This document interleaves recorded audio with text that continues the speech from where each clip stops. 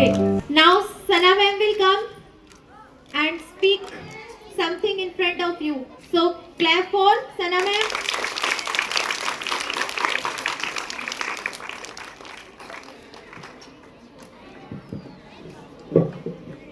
Good morning, everyone. Good morning. How are you? Okay. My name is Sana Safi. I am from Chajarsi. Today I am going to tell you about a motivational story.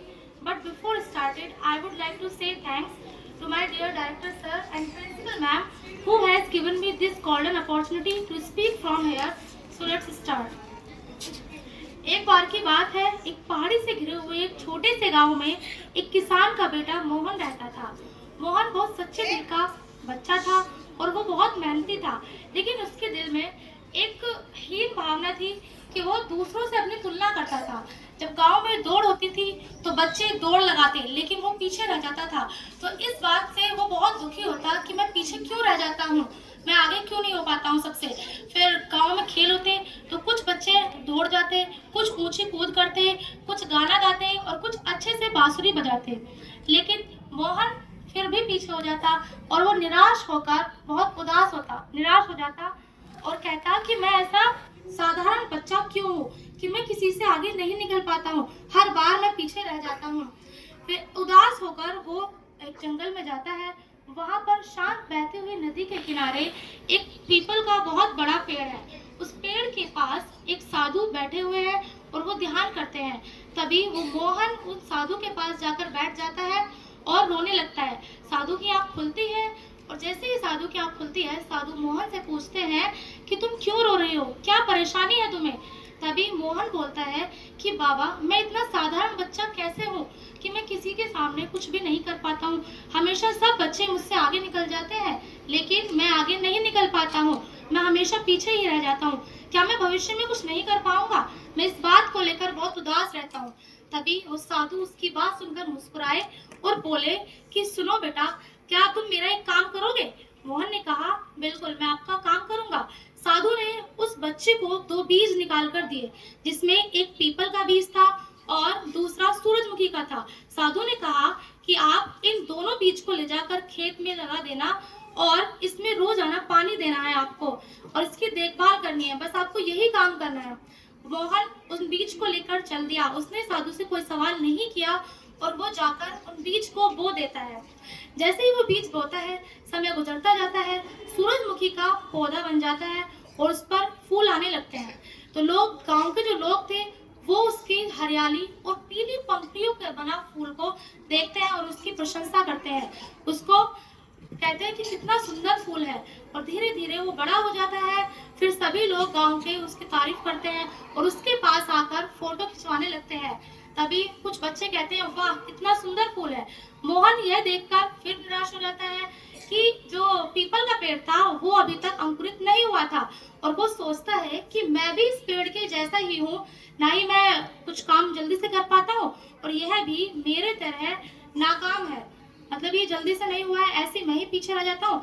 ऐसे ही ये people का पेड़ भी सूरजमुखी से पीछे रह गया और अभी तक नहीं अंकुरित हुआ है। फिर वक्त गुजरता है और जो सूरजमुखी का पौधा होता है वो धीरे धीरे उसका रंग हल्का पड़ने लगता है, उसकी पत्तियां मुरझा जाती हैं और उसका तना झुक जाता है।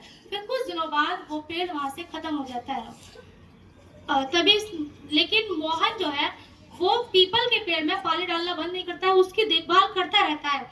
कुछ समय बाद वो अंकुरित होता है, उसका छोटा सा पौधा आता है। गांव के लोग उस समय उस पर ध्यान नहीं देते हैं, वो मामूली सा पौधा है उसको ये कहकर छोड़ देते हैं, लेकिन मोहन उसकी अच्छे से देखभाल करता है। वो धीरे धीरे बड़ा हो जाता है, साल गुजरते हैं, वक्त गुजरता रहता है। अब वो पेड़ बहुत बड़ा हो गया है और उसके तने बहुत बड़े हो गए हैं, शाखाएं बड़ी बड़ी फैल गई, दूर दूर तक फैल गई हैं। उस पेड़ के नीचे गांव के बुजुर्ग लोग छाया में बैठते और जो यात्री थे वो आकर के उसके पास विश्राम करते। पक्षियों ने उस पेड़ पर अपना घोंसला बना लिया था, बच्चे उस पेड़ के नीचे खेलते थे। साधु वापस आते हैं और वो साधु उस मोहन से बोलते हैं कि बेटा, आपने देखा सूरजमुखी का पौधा जल्दी बड़ा हुआ लेकिन वो जल्दी मुरझा गया और पीपल का पौधा धीरे धीरे बड़ा हुआ और वो पेड़ बन गया, लेकिन वो आज सबका सहारा बना हुआ है। इसलिए मैं तुम्हें यही समझाना चाहता हूँ कि तुम लोगों को देखकर अपनी उनसे तुलना मत करो। अगर पीपल का पेड़ सूरजमुखी से अपनी तुलना करता तो क्या वो बढ़ पाता?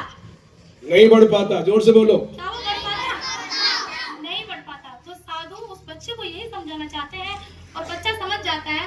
वो कहता है कि मैं समझ गया हूँ, मुझे बस मेहनत करनी चाहिए और मुझे दूसरों से अपनी तुलना नहीं करनी चाहिए। अगर मैं मेहनत करूंगा तो मेरा भी वक्त आएगा, जैसे पीपल का भी वक्त आया था। वक्त के साथ वो बड़ा हुआ और फिर सभी का सहारा बन गया। तो साधु ने यही समझाना चाहा कि हमें किसी से अपनी तुलना नहीं करनी चाहिए। जब वक्त आएगा तो तब हम सबके सामने खिल सकते हैं। यही बात हमारी जिंदगी में भी लागू होती है कि हम लोग कुछ बच्चों को देखकर कहते हैं कि ये बहुत अच्छे हैं पढ़ने में और हम कुछ नहीं कर सकते हैं। जैसे कुछ बच्चे क्लास में बहुत अच्छे नंबर लाते हैं, जबकि कुछ कम नंबर लाते हैं, तो वो ये सोचकर बैठ जाते हैं कि मैं कम लाता हूँ तो मैं कुछ नहीं कर सकता हूँ। लेकिन वो कर सकते हैं, उन्हें मेहनत करनी होगी तो वो सब कर सकते हैं। हर इंसान का खिलने का वक्त अलग होता है, उन्हें थोड़ा समय चाहिए होता है। इसी पर एक कविता है कि असफलता एक चुनौती है, इसे स्वीकार करो। असफलता एक चुनौती है, इसे स्वीकार करो। क्या कमी रह गई देखो और सुधार करो। जब तक न सफल हो जाओ तुम, नींद चैन को त्यागो तुम। संघर्ष का मैदान छोड़कर मत भागो तुम। कुछ किए बिना ही जय जयकार नहीं होती और कोशिश करने वालों की कभी हार नहीं होती। Please clap. बहुत अच्छी स्टोरी थी। मैं एक